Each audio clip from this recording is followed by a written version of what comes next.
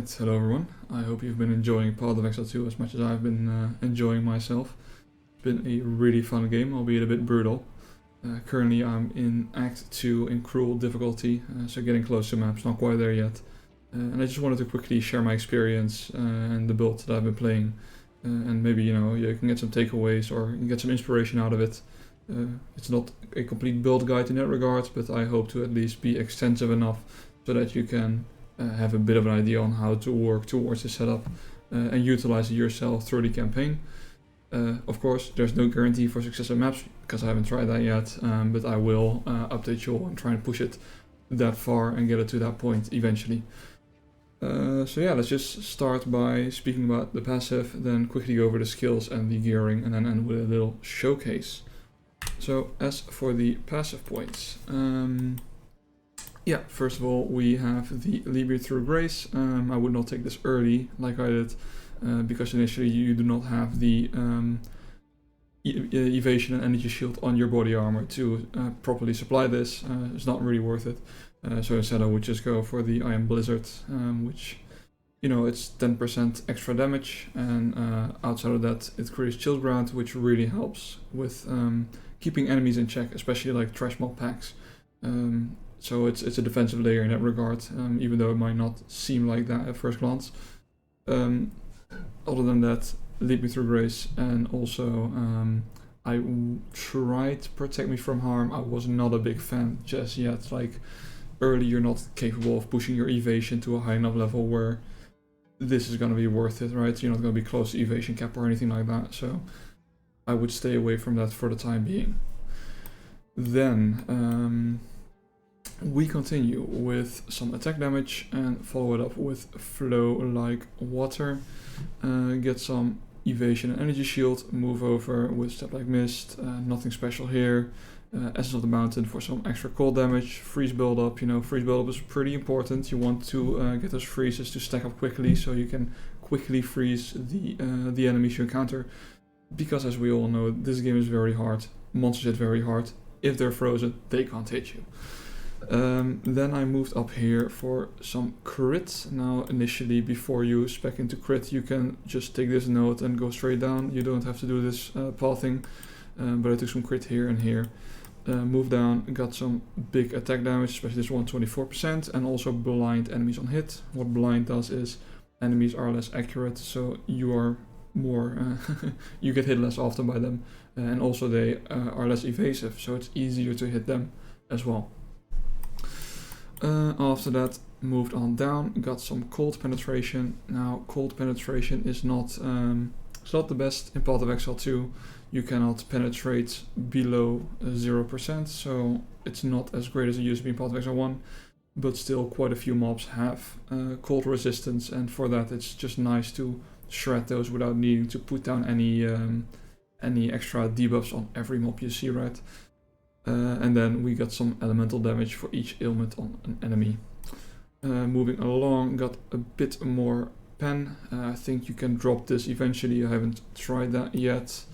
Moving further to the right, and then here's a big one, the big two rather. The Herald ones, especially this one, 50% cold damage while affected by Herald of Ice. Huge damage boost, definitely path for this early. Damage boosts are pretty scarce on the tree in Path of Exile 2, so this is a huge one to get. And then other than that, we have the Quarterstaff ones. So what these do is, this one specifically, crit damage, dexterity. I would only take this once you start pivoting into that crit. You're like, okay, I got most of the basic damage nodes done, I want to start moving into crit. Because Path of Exile 2, pretty hard to skill damage. I think crit is pretty good with cold. It's a pretty good way to skill damage with cold skills in that regard, so I would definitely recommend that. And then the top one is more crit, and then here freeze build up really helps a lot, and even more freeze build up, and also don't forget 30% increased defenses while wielding a staff, which means we're gonna get a lot more evasion because of this node. Then speaking of evasion, we also get this node, 100% increased evasion from the equipped body armor. Reason being is we're trying to get a really high energy shield evasion body armor for the ascendancy, so that plays well into that as well. And then some more crit nodes here, and same with the crit nodes up here.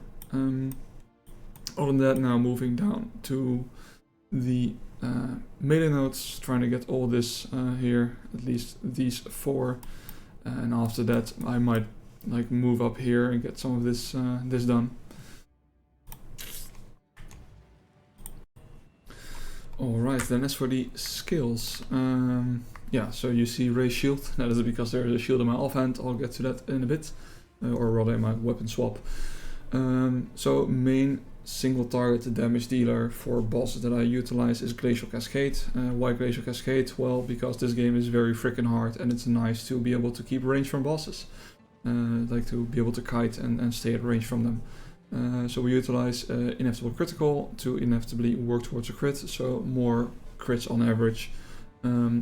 Concentrated Effect, which makes your hit quite a bit smaller, but since we're using it mostly for the single target bosses, we don't really care about that, and 40% more damage is a huge multiplier, so that's why we utilize that. Then we have the Primal Armament, which gives it 25% more weapon elemental damage, and we have Inspiration. Now, I don't think I really need this anymore, but it got pretty expensive initially because of the two 120%. But I think if you have enough mana, just if your mana pool is big enough, then your mana regeneration can carry you through it. So don't sleep on mana, it's pretty good. Unlike in Path of Exile 1, where I felt like your solution was often mana leech, I feel regeneration, especially in the campaign, can really help you out. So don't sleep on mana stats. For the campaign at least. Then the Ice Strike, this is our main clear skill, and we also use this in conjunction with the Tempest Bell to absolutely obliterate bosses and get them frozen real fast. So for this we use Crescendo, which does the final strike of your or your third strike, which is of Ice Strike another time. However, I've seen it do it 2, 3, sometimes 4 times in a row. I don't know what is causing this behavior. It feels a bit like a bug. But we'll have to wait and see about that. Then Martial Tempo for more attack speed, reason being that we use this skill for clearing and we want to be able to freeze the trash mobs as fast as possible so they can't even touch us, which is like one of the way we're dealing with defensives. It's not the best way, but you know, it helps, especially if you're like sitting on bad gear throughout the entire campaign and you're struggling to find those upgrades, then freezing the enemy is a solid strategy, I would say. Other than that, Cone of Fusion, just a bit more damage. Nothing special to mention there. Tempest Bell, so more stun build up. I'm not entirely sure if this works, but I assume it does on bosses, on getting their stun meter filled. Hence I use this. Then Rage, so we're building Rage on bosses, and Rage gives us more attack damage, up to 30% I think, so that's quite a nice damage boost to build for a single target. And then lastly, Close Combat Support, since we're just plopping this down next to a boss, right? So that's all fine. Then Frostbomb, we use this for the exposure, so we expose the enemies with resistances, and then we have some extra area of effect, so it's a bigger and more exposure effect. Nothing too crazy there. Hypothermia for negative or decreasing cold resistances, more duration because cursors don't really last that long. And then lastly, increased effect so that the hypothermia is more effective. Then as for the auras, we have Herald of Ice and Wind Dancer. No supports here because we only have 60 spirits, but you could run a Clarity for some regeneration or precision maybe later when you need some more accuracy later down the line. And then lastly, mobility skill, Shield Charge with the Ingenuity, which reduces our cooldown, and then Second Wind, so we can use it twice in a row. As for the gear, yeah, just 2 flasks, got an Amethyst Charm. Well, as you might see, my resistances are absolute garbage, but you know, that's how campaign goes for you. Then for weapon, high physical damage with elemental damage, nothing special to be honest. I would say like most of these are just random yellows I found. Yeah, this one I corrupted and so I could put a rune in, but nothing too special there. And then the body, explicitly search for a high increased evasion energy shield roll and then put another rune in that benefits that as well, so we can get the maximum amount of spirit. So for now I'm just gonna quickly teleport over to wherever my current quest task is, the Dreadnought. I'll just be clearing some minions, so if you haven't seen this part yet, I don't think you'll be spoiled too much. There's not much going on. So basically what our main strat is, E to clear, and then as you can see the Herald of Ice explodes and kills all the minions in the vicinity. Other than that, for big boys, we drop down our Frostbomb and our Frostbite like this, and then you'll see they get cursed, and then you see this minus 26, minus 40, so they're very exposed. At that point, the penetration will be utterly useless, but we mostly have the penetration for the trash mobs. Then on right click I have Shield Charge, which allows me to navigate the map a bit faster, especially it's like the only mobility option you have. So that's basically what I reserve my weapon swap for. You could use your weapon swap. Ooh, very nice. You could use your weapon swap for something a bit more useful, but other than that, like I like to use it for mobility. Then basically you have the Glacial Cascade. It's the only part I didn't talk about yet. So what this does is it shoots out this spike, as you can see, and the final spike, that's what you want to hit on the enemy, right? That's the one that has the 360% damage multiplier or something, but there's something else to it, a bit more special, and that's what makes it so insanely good. And that is, if an enemy is frozen, like so, and you pop it, and you actually hit it, unlike what I did there. Let's try that again. So there they're frozen, and I pop it, boom! You saw it exploded, and it's one hit that rare right there. So what it does, it consumes the freeze status of the mob, like so, and then it does a massive damage. I think it's a 3 times multiplier if I'm remembering correctly. Let me just have a quick look. 350% more damage on consuming the freeze, and 279% base attack, so that results in massive hit. Like I saw it hit 100,000 on the boss. So yeah, that's like absolutely huge. Alright, after all this talk about big boss damage, I figured it would only be fair to show you what it actually does.